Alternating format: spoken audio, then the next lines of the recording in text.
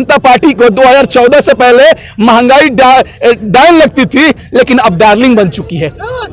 को ये साक्षी महाराज जो अपने आप को महाराज कहते हैं, मैं इनको महाराज नहीं मानता हूं। ये लोग ढोंगी हैं जो अन्नदाता को गाली दे रहा है। अपना कीमती वोट भारतीय जनता पार्टी को नहीं दे, नहीं तो ये लोग बंगाल को कंगाल बनाने का काम करेंगे। सोना दिया सोनार को पायल बना दिया, लोहा दिया लोहार को हथौड़ा बना दिया, वोट दिया मोदी जी को हाथ में कटोरा थमा दिया। चाय वाला दर्द नहीं समझेगा तो कौन समझेगा? ना डरेंगे ना झुकेंगे, ना डरेंगे ना झुकेंगे, अत्याचार का सामना सत्याग्रह से करेंगे और जब तक तीनों कृषि कानून रद्द नहीं हो जाता है तब तक हमारा आंदोलन जारी रहेगा। और एक और बात, दिल्ली में मोदी जी 4 दिन पहले एक लाइव आकर कहते हैं कि 2 गज दूरी मास्क से जरूरी।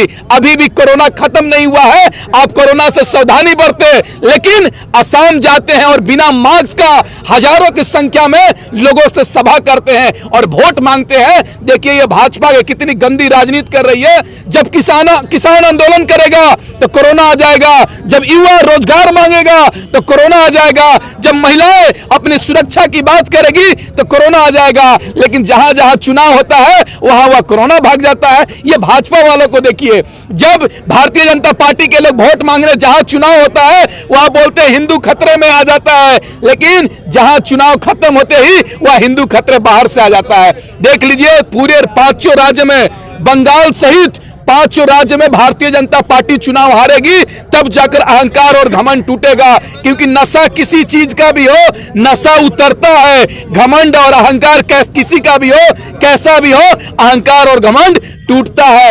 आप देखते रह जाइए, ये सरकार 5 राज्यों में चुनाव हारेगी, तब जाकर किसानों के बीच में आकर घुटने टेकेगी और किसानों से माफी मांगेगी और किसानों की मांग पूरी करेगी। नहीं, आपने इसका जवाब नहीं। मोदी जी ने कहा कि किसानों का दर्द या चाय वाला हूं मुझसे ज्यादा दर्द कौन समझेगा, गरीबों का। तो क्या वो दर्द नहीं समझ रहे हैं? बिल्कुल नहीं। 7 साल से सत्ता में बैठे हुए हैं, देश का प्रधानमंत्री 7 साल में है। अब बताइए ना किसका दर्द समझे उन्होंने? ना हमारी बहन जसोदा बहन जी का समझे, ना ही देश के अल्पसंख्यक को समझे, ना ही देश के युवाओं का दर्द समझे, और ना ही देश के अन्नदाता किसानों का दर्द समझे। आप बताइए ना, अगर मोदी जी के दिल में थोड़ा सा भी दर्द रहता तो किसान 300 से ज्यादा शहीद हो जाता है, अन्नदाता उसके परिवार से मिलने नहीं आते हैं।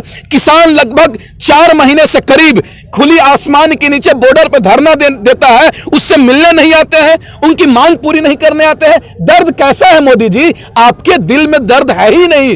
दर्द है मोदी जी के किसी के दिल में तो वह है अडानी और अंबानी के लिए, कंगना रनावत के लिए, रामदेव बाबा के लिए। जो मुकेश अंबानी के घर में बच्चा पैदा होता है तो उसके परिवार से मिलने चले जाते हैं, लेकिन किसानों से मिलने नहीं जाते हैं।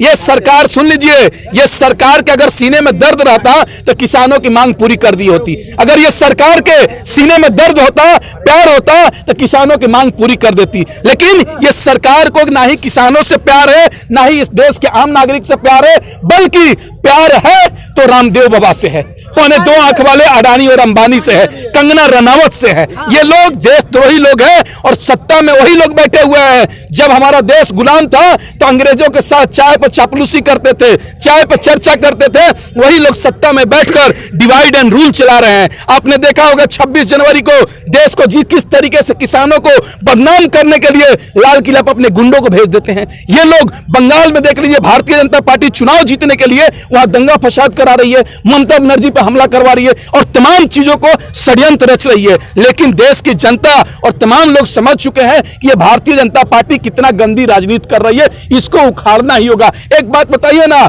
स्मृति ईरानी जो बंगाल में जाके कह रही है कि जय श्री राम, भगवान के नाम पर वोट दो।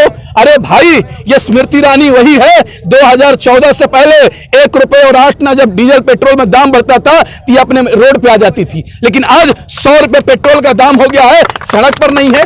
900 रुपए सिलेंडर का दाम हो गया है, सड़क पर नहीं है। ये भारतीय जनता पार्टी को 2014 से पहले महंगाई डाउन लगती थी, लेकिन अब डार्लिंग बन चुकी है।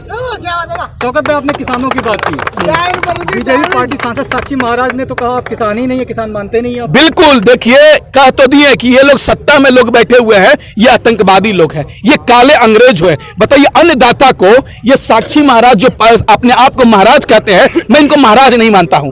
ये लोग ढोंगी हैं जो अन्नदाता को गाली दे रहा है और बोल रहा है कि अन्नदाता नहीं, ये किसान नहीं, आतंकवादी है, खालिस्तानी है। एक बात बताइए ना, जो अगर किसान, इस देश का किसान खेती करना छोड़ दे तो इस देश का आम नागरिक भूखा मर जाएगा। अब बताइए ना, अगर किसान खेती नहीं करेगा तो आपके और हमारे घर में खाना कैसे पकेगा? और देश का किसान अपने बेटा को देश की रक्षा के लिए बॉर्डर पर नहीं भेजेगा तो हमारा देश गुलाम हो जाएगा। अब बताइए ना, कितने नेता मंत्री अपने बेटा को आर्मी के जवान में भेजते हैं?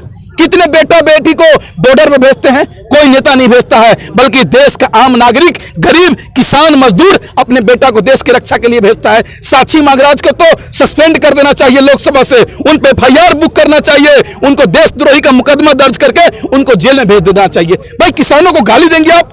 किसानों को खालिस्तानी कहेंगे, आतंकवादी कहेंगे, दलाल कहेंगे?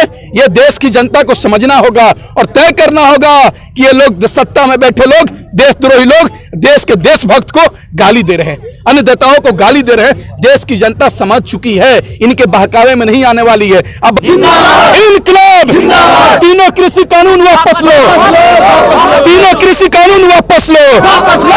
नरेंद्र मोदी तेरी तानाशाही नहीं चलेगी, तेरी तानाशाही नहीं चलेगी।